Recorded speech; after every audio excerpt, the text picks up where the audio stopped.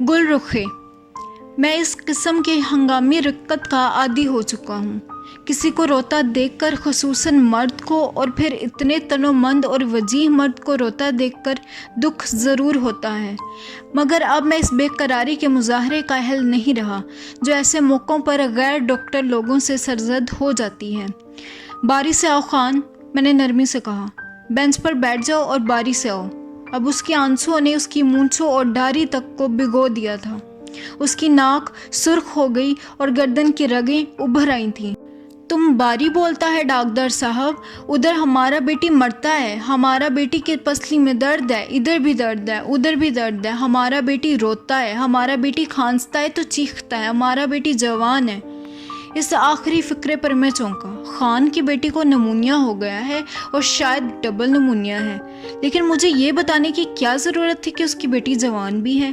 मैं पठानों की इज्जत करता हूँ इसलिए कि वो गयूर, बहादुर और सच्चे हैं, मगर आखिर इतनी शदीद सच्चाई भी क्या कि बेटी के सनो साल तक का इश्तहार दे दिया जाए। मुझे अफसोस हुआ कि उधेर उम्र के इस तनोमंदो वजीह पठान की जहनियत इतनी पस्त है कि वो मुझे अपनी बेटी की जवानी का लालच देता है और मेरे मुतालिक उसे यकीन है कि मैं ये इत्तला पाते ही हथियार डाल दूंगा और उसकी बेटी के पास भागा जाऊंगा। नहीं, मैंने अपनी आवाज़ में ज़रा सी गरज पैदा करने की कोशिश की। अभी ठहरो, बारी से आओ।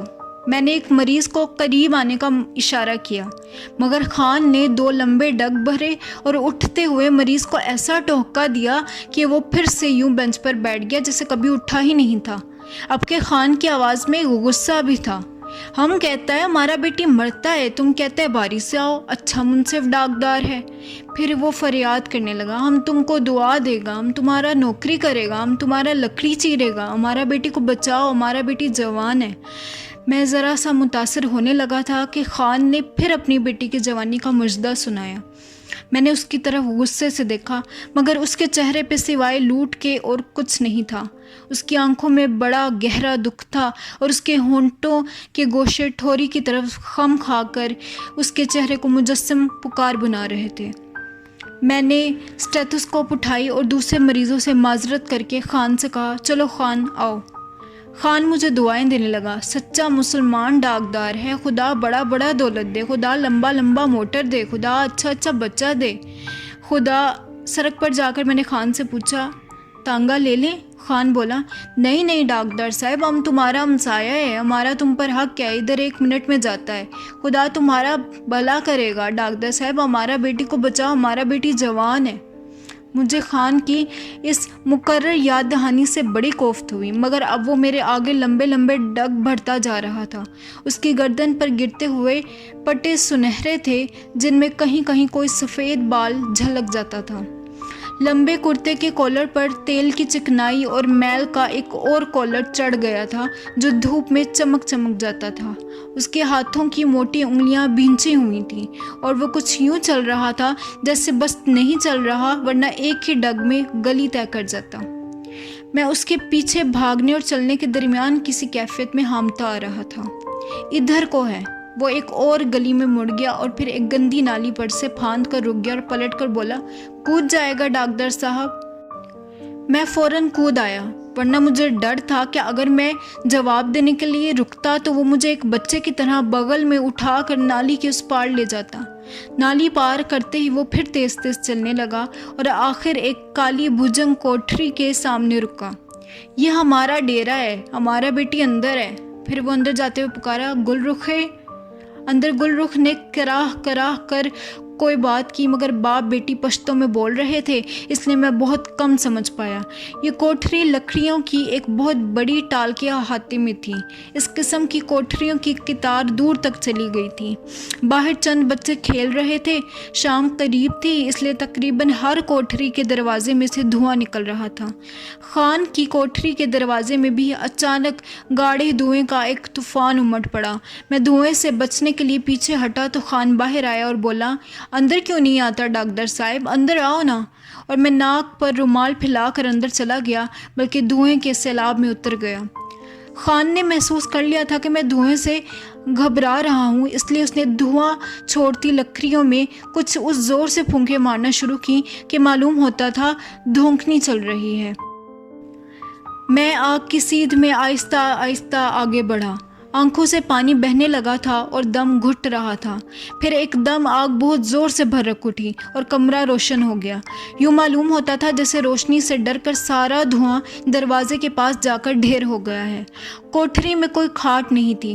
آگ کی پرلی طرف میلے کچیلے گودروں کی ایک ڈھیری سی رکھی تھی اور خان اسی کے پاس کھڑا ہاتھ مل رہا تھا۔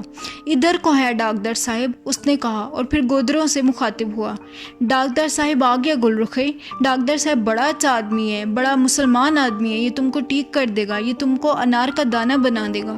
مجھے اب تک گل رخ کا چہرہ نظر نہیں آیا تھا، مگر اس کی کراہوں کے رک جانے سے میں نے یہ اندازہ ضرور لگا لیا تھا کہ اس نے مجھے کمرے میں داخل ہوتے دیکھ لیا ہے اور وہ مارے حیا کے ضبط کیے بیٹھی ہے۔ دراصل اس کے چہرے کو شعلوں نے چھپا رکھا تھا، کیونکہ جب میں خان کے قریب آیا تو گودروں میں حرکت ہوئی اور گل رخ نے ٹانگیں پھیلا دیں۔ اس نے گردن تک لحاف اوڑھ رکھا تھا اور ماتھے پر سرخ رنگ کے کپڑے کی پٹی باندھ رکھی تھی۔ میں اس کے قریب زمین پر بیٹھ گیا اور بالکل ڈاکٹروں کے سے پیشہ ورانہ انداز میں بولا، سو یہ ہے گل رخ۔ گل رخ چھت کو دیکھتی رہی اور آنکھیں جھپکتی رہی۔ اس کے تیوروں سے صاف ظاہر ہو رہا تھا کہ اس نے درد کی ٹیسوں پر بے پناہ ضبط کر رکھا ہے۔ اس کی آنکھیں بھیگی ہوئی تھیں اور معلوم ہوتا تھا امٹتے ہوئے آنسوں کو پوچھنے کے لیے انہیں ابھی ابھی جلدی سے ملا گیا ہے۔ ان آنکھوں میں آگ کے شعلوں کا ننھا سا عکس ناچ رہا تھا۔ اتنی سیاہ آنکھوں میں یہ چمک بالکل اس چراغ کی سی لگتی تھی جو گھپ اندھیری رات میں کہیں دور ٹمٹما رہا ہو، اور ان آنکھوں کے ارد گرد لمبی خمیدہ پلکوں نے کچھ ایسی گھنی کتار باندھ رکھی تھی، اور ان آنکھوں کی پہرہ داری کے منصب پر یہ کچھ ایسی مغرور معلوم ہو رہی تھیں کہ گل رخ کی آنکھوں میں آنکھیں ڈالنے سے پہلے ذرا سا سوچنا پڑتا تھا۔ بھویں اتنی لمبی تھیں کہ اس کی منڈیوں میں گم ہوئی جا رہی تھیں۔ سونے کے سے رنگ پر ان کی سیاہی یوں ابھر آئی تھی کہ معلوم ہوتا تھا بناوٹی ہیں اور آنکھوں کے تناسب کے مطابق کتر کر چپکا دی گئی ہیں۔ اس کی ناک کی اتار میں ایک تدریجی اٹھان تھی اور نتھنوں کے ذرا سے ابھار میں جذبات سمٹے بیٹھے جاتے تھے۔ درد پر ضبط کرنے کے باعث اس کے نتنے پھڑک پھڑک جاتے تھے اور چہرے کا سونا چمک اٹھتا تھا۔ مصنوعی حد تک گلابی ہونٹ نیموا تھے، اس لیے ان کے بیرونی خطوط بہت واضح ہو رہے تھے۔ اوپر کا ہونٹ اس کمان کا سا تھا جسے قدیم یونانی سنگ تراش کیوپڈ کے ہاتھ میں دکھاتے تھے، اور نچلا ہونٹ ایک قوس سی معلوم ہو رہا تھا۔ صرف وسط میں آ کر وہ بہت خفیف سا خم کھا گیا تھا۔ دونوں ہونٹوں کے گوشے کہاں ملتے تھے اس کا مجھے علم نہیں ہو سکا، کیونکہ دونوں قوسیں دونوں طرف کہیں گہرائیوں میں چلی گئی تھیں، اور ایک گوشے کے کنارے کا تل جیسے اس گہرائی میں مستقل جھانک رہا تھا۔ نیموا ہونٹوں کے درمیان ذرا ذرا دکھائی دیتے ہوئے بہت سفید دانتوں میں بھی آگ کے شعلے ناچ رہے تھے۔ اس کی ٹھوری کو گودر کے ایک حصے نے چھپا لیا تھا، اور کانوں کو ایک میلی سرخ چادر نے، جس کے کنارے کے ساتھ ساتھ اس کی کن پٹیوں سے اوپر کی باریک باریک گندھی ہوئی مینڈیوں کا ایک حصہ نظر آ رہا تھا۔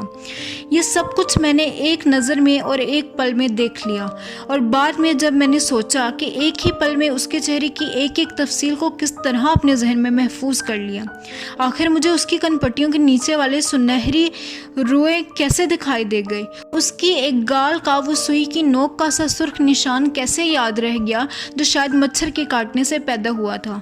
بہرحال میں نے گل رخ کو ایک نظر دیکھا اور پھر خان کی طرف یوں دیکھا جیسے کہہ رہا ہوں، تم ٹھیک کہتے تھے خان، تمہاری بیٹی صحیح معنوں میں جوان ہے۔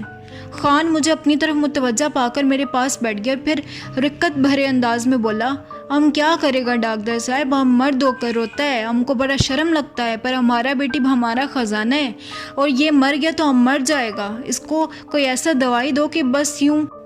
اور اس نے ایک نہایت زوردار چٹکی بجائی، یوں درد چلا جائے، ہم تمہارا نوکری کرے گا، ہم تمہارا بچوں کو دعا دے گا۔ میں نے خان کے ایک کندھے کو تھپکایا اور پھر دوسری نظر گل رخ پر ڈالی، مگر میری آنکھیں فوراً جھپک گئیں۔ وہ میری طرف دیکھ رہی تھیں اور آنکھوں میں کتنی وسعت اور کتنی گہرائی تھی۔ میرا ذہن اتنے مکمل حسن کو گرفت میں لانے کے لیے ہاتھ پیر مار رہا تھا، سو اسے اس بیکار کی ریاضت سے بچانے کے لیے میں نے گل رخ سے پوچھا، کس قسم کا درد ہے گل رخ؟ ایک جگہ پر کچوکا سا محسوس ہوتا ہے یا یہ درد کافی حصے پر پھیلا ہوا ہے؟ خان کی آواز یکدم کرخت ہو گئی۔ ادھر کیا پوچھتا ہے، ادھر ہم سے پوچھو نا۔ میں نے ناگواری سے کہا، تم مجھے یہاں اس لیے لائے ہو نا کہ میں مریضہ کو دیکھوں؟ دیکھ تو لیا، اس نے کہا، اب دوسرا باتیں ہم سے پوچھو۔ میں خود تو پریشان ہو ہی رہا تھا، انتقاماً میں نے اسے بھی پریشان کرنا چاہا۔ میں گل رخ کی نبض دیکھنا چاہتا ہوں۔ نہیں، وہ بولا، نبض نہیں دیکھے گا، تم غیر محرم ہے، ہم زنانہ لوگ کا نبض نہیں دکھاتا ہے، ہم پٹھان ہیں۔ میں غصے سے اٹھا اور تیزی سے قدم اٹھاتا باہر آ گیا۔ خان میرے پیچھے بھاگا اور اندر سے گل رخ کی لمبی لمبی کراہوں کی آوازیں آنے لگی۔ کدھر کو جاتا ہے ڈاکٹر صاحب؟ خان کا لہجہ پھر نرم ہو گیا۔ ناراضی مت کرو نا، ادھر ہمارے وطن میں لڑکی کا نبض نہیں دکھاتا ہے، ہم تم کو بتاتا ہے گل رخے کہ ادھر کو بھی درد ہے، ادھر کو بھی درد ہے، بڑا کافر بخار ہے، زبان سوکھ جاتا ہے، کھانستا ہے تو چیختا ہے، رات کو کھانسا تو بے ہوشی ہو گیا۔ دیکھو ڈاکٹر صاحب، ہمارا بڑا نقصان ہو جائے گا، ہمارا بیٹی جوان ہے۔ میں نے تنگ آ کر کہا، خان دیکھو، ڈاکٹر اگر مریض کی نبض نہ دیکھے، یا آلہ لگا کر درد والی جگہ نہ دیکھے، اس کی زبان نہ دیکھے، اس کی ناخنوں کا رنگ نہ دیکھے اور خود مریض سے اس کی بیماری کا حال نہ سنے تو وہ علاج خاک کرے گا۔ اگر یہ ساری باتیں تم ہی کو بتانی تھیں تو پھر مجھے یہاں کیوں لائے؟ اوہو ڈاکٹر صاحب، خان ان الفاظ کو کچھ یوں کھینچ کر بولا جیسے سے میری سادگی پر رحم آیا ہے۔ ہم تم کو یہ دکھانے لایا ہے کہ ہمارا بیٹی جوان ہے۔ میں چکرا کر رہ گیا۔ میرے دل میں ابال سا اٹھا کہ خان سے اس تکرار کی وجہ پوچھوں اور اسے یہ بھی بتا دوں کہ اس کی بیٹی واقعی جوان ہے اور ناقابل یقین حد تک حسین بھی ہے، اور وہ ان میلے کچیلے گودڑوں میں لپٹی ہوئی یوں نظر آتی ہے جیسے کوڑے پر گلاب کا پھول پڑا ہو۔ لیکن آخر ان سب باتوں سے مجھے کیا لینا ہے؟ خان نے مجھے حیران دیکھ کر پوچھا، سمجھا؟ سمجھ گیا، میں نے کہا، اور خان کو میں نے پہلی بار مسکراتے دیکھا، لیکن گل رخ کی کراہوں کی آواز سن کر اس کی مسکراہٹ مرجھا گئی اور وہ لپک کر دروازے تک گیا۔ پشتوں میں اس نے گل رخ سے کچھ کہا اور میرے پاس آ کر گل رخ کے درد، بخار، بے قراری کا سارا قصہ دوبارہ کہہ سنایا۔ میں نے اسے تسلی دی اور بتایا کہ پینسلین کے چند انجیکشن سے گل رخ تندرست ہو جائے گی۔ سوئی لگے گا؟ اس نے آنکھیں پھاڑ کر مجھ سے پوچھا۔ نہیں ڈاکٹر صاحب، سوئی نہیں لگاؤ، گولی دو، شربت دو، سوئی بڑا کافر چیز ہے، سوئی تو ہم بھی نہیں لگوائے گا۔ گل رخے کیسے لگوائے گا؟ اب یہ نئی مشکل پیدا ہو گئی تھی، اور ادھر شام ہونے کو آئی تھی اور مطب میں مریضوں کا ایک ہجوم میرا منتظر تھا۔ میں نے خان کو یقین دلانے کے لیے خلاف عادت قسمیں کھائیں کہ گل رخ صرف اسی طرح تندرست ہو سکتی ہے، پھر اسے چند واقعات سنائے کہ کس طرح نمونیا کے وہ مریض جو یہ انجیکشن نہ لگوا سکے مر گئے۔ ساتھ ہی میں نے اسے یہ بھی سمجھایا کہ ڈاکٹروں اور حکیموں کے معاملے میں محرم اور غیر محرم کی قید اڑا دینی چاہیے، اور اگر تم یہ سب باتیں نہیں مانتے، میں نے اسے خوف زدہ کرنے کی کوشش کی، تو پھر اپنی گل رخ کے کفن اور قبر کا ابھی سے انتظام کر لو۔ اس حالت میں تو شاید وہ آدھی رات تک بھی مشکل ہی سے جی سکے۔ خان نچلے ہونٹ کو دانتوں میں دبا کر یوں ایک دم پھوٹ پھوٹ کر رو دیا کہ باوجود ڈاکٹر ہونے کے مجھ سے ضبط نہ ہو سکا۔ میں نے فوراً بیگ کھولا، دوا تیار کر کے سرنج میں بھری اور دروازے کی طرف بڑھا، مگر خان اسی طرح روتا ہوا راستہ روک کر دروازے میں کھڑا ہو گیا اور آہستہ سے بولا، سوئی کو چھپا لو ڈاکٹر صاحب، گل رخے دیکھے گا تو روئے گا۔ میں نے سرنج چھپا لی تو وہ بولا، ام کو بتا دو، ام لگا دے گا۔ میں نے اسے پھر سمجھانا شروع کیا کہ کوئی دوسرا آدمی یہ کام کرے گا تو سوئی کے ٹوٹنے اور غلط انجیکشن لگنے سے مریض کے مر جانے تک کا خطرہ ہوتا ہے۔ وہ دروازے میں سے بادل ناخواستہ ہٹ گیا اور بڑے پیار سے بیٹی کو پکارا، گل رخے۔ گل رخ کی کراہیں ایک دم رک گئیں۔ خان بولا، ڈاکٹر صاحب تم کو ایک دوائی دے گا، دوائی ذرا سا کاٹتا ہے پر یہ انشاءاللہ بیماری کو بھی کاٹتا ہے، میرا بیٹا ٹھیک ہو جائے گا۔ ہم اپنا بیٹی کے لیے ریشم کا سوٹ سلوائے گا، شیشے والی چوڑی لائے گا، جلیبی کھلائے گا۔ پھر اس نے مجھے اندر آنے کا اشارہ کیا۔ چوٹی کو گودڑ میں کچھ اس تیزی سے چھپا دیا جیسے اس چوٹی کی وجہ سے ساری گل رخ برہنہ ہو رہی ہے۔ پھر اس نے ہونٹوں سے پچ پچ کی آواز نکالتے ہوئے گل رخ کے سر پر ہاتھ پھیرا اور میری طرف دیکھا۔ بازو پر سے کپڑا ہٹا دو، میں نے کہا، یہاں سے۔ خان کسی سوچ میں ڈوب گیا، پھر کچھ اس انداز سے جیسے وہ بالکل بے بس کر دیا گیا ہے اس نے اپنے سر کو 2-3 بار جھٹکا اور گل رخ کی کھلی آستین اوپر چڑھا دی، مگر فوراً اس کے سارے بازو پر گودڑ پھیلا دیا، صرف وہی ذرا سا حصہ برہنہ رکھا جس کی طرف میں نے اشارہ کیا تھا۔ اس کو بیٹی کے معاملے میں اس حد تک محتاط دیکھ کر میں نے اس کا دل رکھنے کے لیے کہا، دیکھو خان، میں گل رخ کو ہاتھ نہیں لگاؤں گا، تم اس کا بازو اچھی طرح تھامے رکھو، گل رخ کو سمجھا دو کہ وہ بازو نہ ہلائے ورنہ گڑبڑ ہو جائے گی۔ خان نے پشتو میں گل رخ کو سمجھایا اور میری طرف بڑے درد مندانہ انداز میں دیکھا۔ مجھے بازو کی طرف جھکتا دیکھ کر اس نے گل رخ سے کہا، دوا کاٹے گا گل رخے، خبردار۔ میں نے تیزی سے سوئی کو گل رخے کی بازو کے سونے میں اتار دیا۔ وہ سر سے پاؤں تک لرز گئی مگر اف تک نہ کی۔ خان نے اپنے نچلے ہونٹ کو بڑے زور سے دانتوں میں دبا لیا۔ میں نے جلدی سے دوا گزار دی اور پھر خان کو سوئی کے پاس انگلی سے دباؤ ڈالنے کو کہا اور سوئی کھینچ لی۔ روئی کا ذرا سا ٹکڑا دے کر میں نے اسے ہدایت کی کہ انجیکشن کی جگہ کو ذرا سا مل دے۔ میں واپس چلا تو خان بولا، اب پھر کب لگے گا ڈاکٹر صاحب؟ کل صبح کو۔ میں نے کہا، تمہارے آنے کی ضرورت نہیں، میں خود آ جاؤں گا۔ خان نے دعاؤں کا تانتا باندھ دیا اور دروازے پر سے ایک بڑا بازودار السلام علیکم کہہ کر اندر چلا گیا۔ میں نے مسلسل 3 روز گل رخ کو پینسلین کے باقاعدہ انجیکشن دیے اور وہ صحت یاب ہو گئی۔ میرے جاتے ہی وہ خود ہی آستین چڑھا لیتی، مسکراتی، انجیکشن لے کر آستین گراتی اور کروٹ بدل لیتی، اور خان باہر آ کر مجھے ہزار دعائیں دیتا اور کہتا، خدا نے بچایا، ڈاکٹر صاحب نے بچایا، بڑا مہربانی کیا، ہمارا بیٹی جوان تھا نا، مر جاتا تو ہم بھی مر جاتا۔ انجیکشن کے آخری روز میں نے خان کو کھانسی کی چند گولیاں دی اور کہا کہ وہ 2 روز بعد مکتب میں آ کر مجھے گل رخ کی کیفیت بتا جائے، اگر اس کی کھانسی ان گولیوں سے نہ رکی تو دوا بدل دی جائے گی۔ اس روز میں نے خان سے یہ بھی کہہ دیا کہ میں انجیکشنوں اور دواؤں کی قیمت نہیں لوں گا، وہ تو ہم کو پہلے خبر تھا۔ وہ فوراً بولا، تمہارا شرافت تمہارا ماتھے میں چمکتا ہے۔ اس روز میں نے گل رخ سے بھی ایک بات کرنے کی جرت کر لی۔ اچھا بھائی گل رخ، میں نے کہا، خدا نے تمہیں صحت بخشی، اب چند روز آرام کرنا، اچھا؟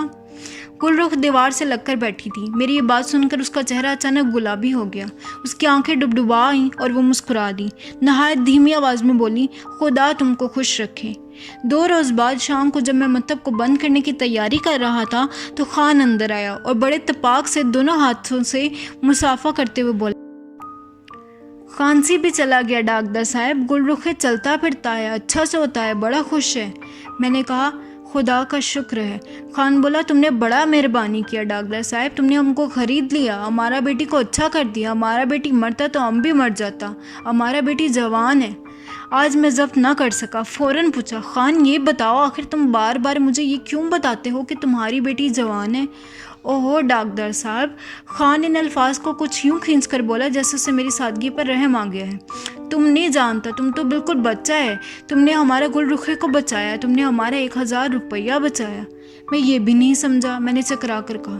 دیکھو، خان مسکرا کر بولا، ہمارا بیٹی اچھا جوان ہے نا، ہم کو گل رخے کی شادی کا 500 ملتا ہے، ہم 1000 سے کم نہیں لے گا، تم نے ہمارا 1000 روپیہ بچایا ہے، تم بڑا سچا مسلمان ہے ڈاکٹر صاحب۔